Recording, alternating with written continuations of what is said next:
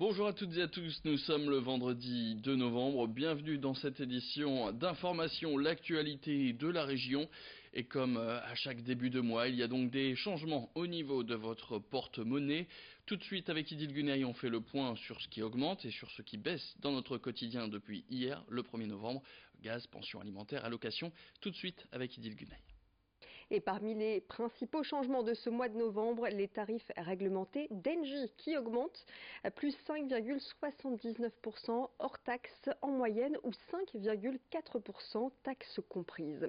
Depuis le début de l'année, l'augmentation cumulée du gaz a dépassé 16% en raison de la flambée des prix du gaz et du pétrole.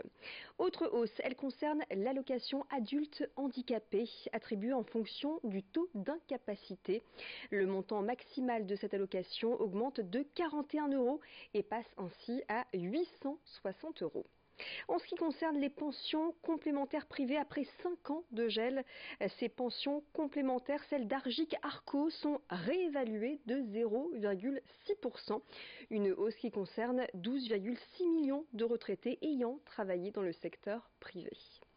Si vous prenez l'avion et que vous êtes habitué des compagnies aériennes à bas coût, sachez que Ryanair applique un surcoût supplémentaire de 6 € par valise en cabine au-delà d'une certaine dimension. Enfin, le 1er novembre signe le début de la trêve hivernale. Comme chaque année, les expulsions sont suspendues jusqu'au 31 mars. Et l'actualité, on passe maintenant à ce témoignage. Vous connaissez sûrement ces compteurs Linky, des compteurs électriques verts dits intelligents et qui sont déployés un peu partout, en France et dans la région par Enedis. S'ils permettent de relever la consommation à distance en temps réel, certains consommateurs remettent en cause leur fiabilité. Après plusieurs incendies causés par ces boîtiers, ils sont de retour sur le devant de l'actu et c'est une nordiste qui en fait les frais.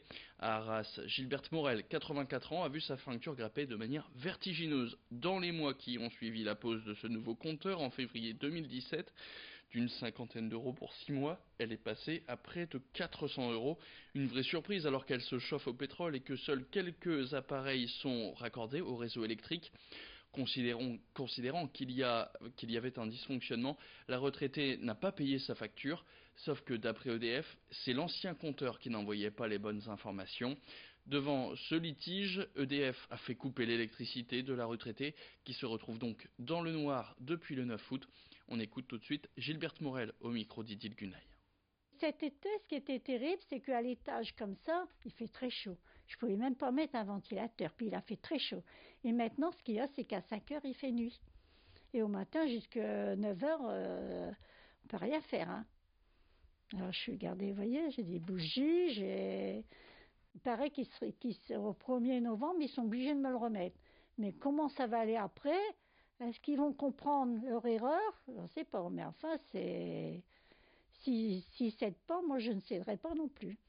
Parce que je vous dis, moi m'accuser de voleuse, non. J'aurais dit, je passerai jamais dessus. La retraitée est donc déterminée, un cas qui est loin d'être isolé pour le collectif ACAD. Plusieurs surfacturations sont constatées depuis les pauses de ces compteurs. Le collectif a d'ailleurs contacté le médiateur de l'énergie ainsi que le défenseur des droits pour demander le rétablissement de l'électricité chez cette retraitée rageoise, au moins pendant la trêve hivernale. Écoutez tout de suite Pierre Rose, l'un des membres de ce collectif ACAD, anti-compteur communicant Artois-Douaisis, qu'Idil Gunay a rencontré.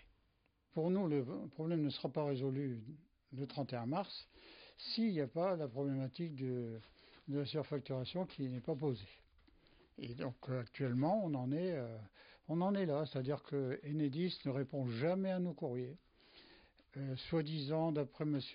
Mounir Majzoudi, c'est-à-dire le secrétaire d'État au numérique, Enedis est dans le dialogue. On ne le constate pas sur le terrain, on constate qu'au contraire, c'est Enedis qui fait son travail de façon très sectaire, qui ne s'occupe pas des problèmes des gens, qui va avec son rouleau compresseur, mais il y a tout de même pas mal de collectifs qui actuellement se créent pour pouvoir s'opposer à cette machine à récupérer de l'argent.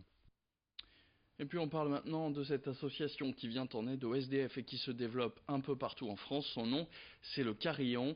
Le principe, c'est qu'un réseau de commerçants s'unit pour proposer des petits services gratuits au sans domicile fixe.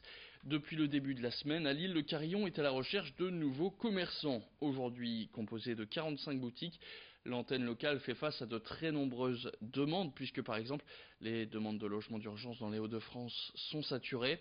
Alors pour parler de cette association, Xavier Silly a rencontré Thomas Limongi. Il est le directeur de l'antenne lilloise du Carillon et on l'écoute tout de suite. On est à un peu plus de 45 commerçants, on n'est pas le plus gros réseau, mais on n'est pas la plus grosse ville non plus, on ne peut pas tellement se comparer à Marseille et à Lyon. Mais en termes d'offres, en fait là, le dernier commerçant qui est rentré, c'est un photographe, et c'est pas la première chose qu'on pense à offrir à quelqu'un de la rue. Mais quand on veut se remobiliser sur ses papiers, c'est un peu le passage obligé.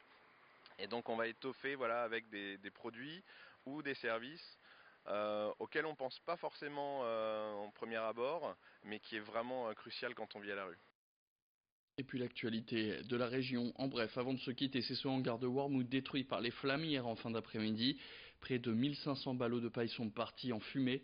Une enquête a été ouverte pour connaître l'origine des flammes puisque le bâtiment n'était pas raccordé au réseau électrique. Et puis à Roubaix, c'est un homme d'une trentaine d'années qui a été heurté par une voiture en début d'après-midi. D'après les premiers éléments de l'enquête, l'accident se serait produit lors d'une bagarre entre les deux occupants de deux véhicules distincts. La voiture qui a heurté le blessé a pris la fuite. La victime a, elle, été hospitalisée à Lille dans un état grave. Enfin, en sport, vous le savez, l'équipe de France de tennis affrontera la Croatie en finale de la Coupe Davis au stade Pierre-Mauroy de Villeneuve-d'Ascq à la fin du mois. Le capitaine Yannick Noah a annoncé une présélection de 6 joueurs, dans laquelle on retrouve évidemment le nordiste Lucas Pouille.